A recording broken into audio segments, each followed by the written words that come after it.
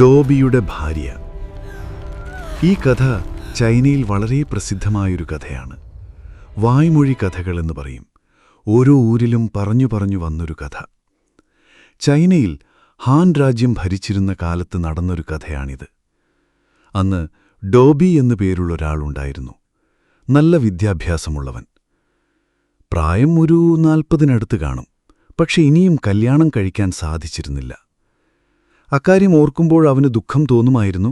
പക്ഷെ വലിയ കുഴപ്പമായി തോന്നിയിരുന്നില്ല. ആ കാലത്ത് അദ്ദേഹത്തിന് പ്രണയഗാനങ്ങൾ കേൾക്കുന്നതിൽ വലിയ ഇഷ്ടമായിരുന്നു. അപ്പോഴൊക്കെ തനിയെ ജീവിക്കുക എന്നത് എത്ര വേദനയുള്ള കാര്യമാണ് എന്ന് അദ്ദേഹത്തിന് നന്നായി അറിയാമായിരുന്നു. അങ്ങനെ ഒരു ദിവസം അർദ്ധരാത്രിയിൽ ഒരു സുന്ദരിയായ യുവതി പെട്ടെന്ന് അദ്ദേഹത്തിന്റെ മുന്നിൽ വന്നു നിന്നു. നല്ല ആഭരണങ്ങൾ അണിഞ്ഞ്, നല്ല വസ്ത്രം ധരിച്ച്. പക്ഷെ അവൾ മുഖം നേരെ കാണിക്കാതെ തിരിഞ്ഞു നിൽക്കുകയായിരുന്നു. ആ പെൺകുട്ടി ഡോബിയോട് ചോദിച്ചു, "നിങ്ങൾ എന്നെ കല്യാണം കഴിക്കുമോ?" ആ പെൺകുട്ടിയുടെ മുഖം ശരിക്ക് കണ്ടില്ല, ഉടലും ശരിക്ക് കണ്ടില്ല. ഡോബി മനസ്സിലാലോചിച്ചു, ഈ പ്രായത്തിൽ ഒരു പെൺകുട്ടി വന്ന് കല്യാണം കഴിക്കാമോ എന്ന് ചോദിക്കുമ്പോൾ വേണ്ട എന്ന് പറയണോ? അദ്ദേഹം പറഞ്ഞു, "മോളെ, നിന്നെ ശരിക്ക് കാണാൻ പറ്റുന്നില്ല. ഇരുട്ടിൽ നിൽക്കുകയാണ്, തിരിഞ്ഞു നിൽക്കുകയാണ്. മുഖം കണ്ടിട്ട് തീരുമാനിക്കാമെന്ന് കരുതി." അപ്പോഴും അവന്റെ മനസ്സിലെ ചിന്ത, ഈ പ്രായത്തിൽ കല്യാണം കഴിക്കാമെന്ന് പറഞ്ഞ് ആരോ വന്നല്ലോ, അത് വലിയ കാര്യമാണ് എന്ന് മനസ്സിലാക്കി അവൻ പറഞ്ഞു, "ഇങ്ങോട്ട് വരൂ, സംസാരിക്കാം." അപ്പോൾ ആ പെൺകുട്ടി പറഞ്ഞു, "ഇല്ല, ഒരു കണ്ടീഷനുണ്ട്, അത് ലംഘിക്കരുത്. എന്റെ മേൽ ഒരിക്കലും വിളക്കിന്റെ വെളിച്ചം കാണിക്കരുത്. എന്റെ ഉടലൊരിക്കലും കാണാൻ ശ്രമിക്കരുത്.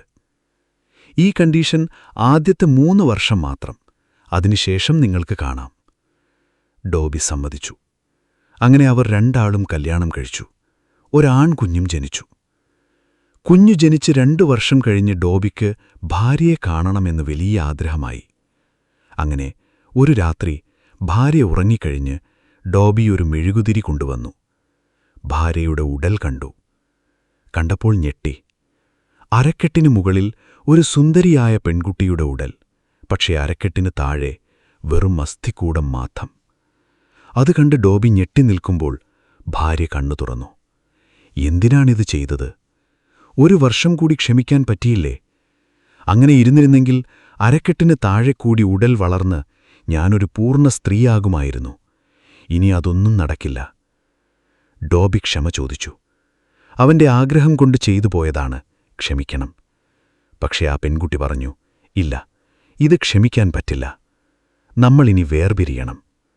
പക്ഷേ ഞാൻ പെറ്റ കുഞ്ഞിനു വേണ്ടി നിങ്ങൾക്കൊരു സഹായം ചെയ്യാം.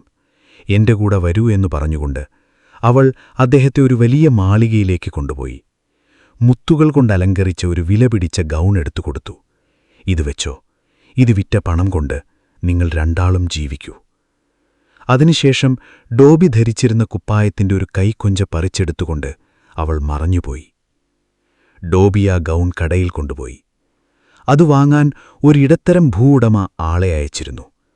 അയാൾ ഒരുപാട് സ്വർണ്ണനാണയം കൊടുത്ത് ആ ഗൗൺ വാങ്ങി.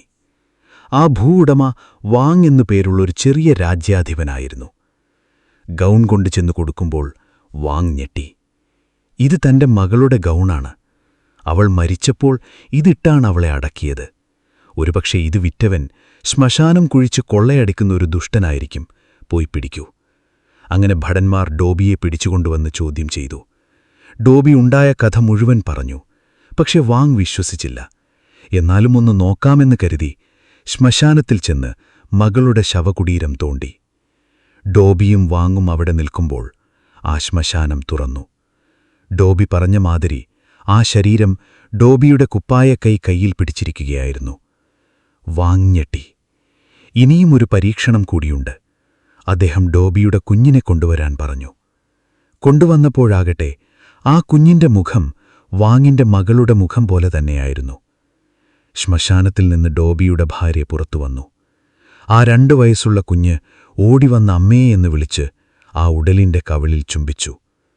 ആ കൊച്ചുകുഞ്ഞിന്റെ കണ്ണിൽ നിന്ന് കണ്ണുനീർ മുത്തുപോലെ ഒഴുകി. അപ്പോൾ വാങ്ങിന് സത്യം മനസ്സിലായി. ഡോബി പറഞ്ഞത് ശരിയാണ്. മരണശേഷം ഏതോ ദൈവവരം കിട്ടി ഇദ്ദേഹത്തെ കല്യാണം കഴിച്ചതാണ്. പക്ഷെ ഡോബിയുടെ അക്ഷമ കൊണ്ട് അവൾക്കൊരു പൂർണ്ണ ജീവിതമില്ലാതായി. കഷ്ടം, ഒരു കുഞ്ഞെങ്കിലും ജനിച്ചല്ലോ. ഡോബിയുടെ മകൻ വാങ്ങിന്റെ കൊട്ടാരത്തിൽ വന്ന് ജീവിച്ചു. വാങ് ആ ഗൗൺ ഡോബിക്ക് തിരിച്ചുകൊടുത്തു. ഡോബിയെ നിയമപ്രകാരം മരുമകനായി ഏറ്റെടുത്തു. ആ മകന് പിൽക്കാലത്ത് ഒരു വലിയ പദവിയും വാങ്ങിക്കൊടുത്തു. ഇങ്ങനെ ഒരു മരിച്ചുപോയ പെൺകുട്ടി ശ്മശാനത്തിൽ നിന്നിറങ്ങി ഒരാളെ കല്യാണം കഴിച്ച് കുഞ്ഞിനെ പെറ്റ് ഭർത്താവിന്റെ കുപ്പായക്കൈ പൊട്ടിച്ചെടുത്ത് തിരിച്ചുപോയ ആ കഥ ചൈനയിൽ ഒരുപാട് പ്രസിദ്ധമാണ്. ഈ കഥയിൽ നിന്ന് നിങ്ങൾക്കെന്ത് തോന്നിയെന്ന് കമന്റിൽ പറഞ്ഞേ.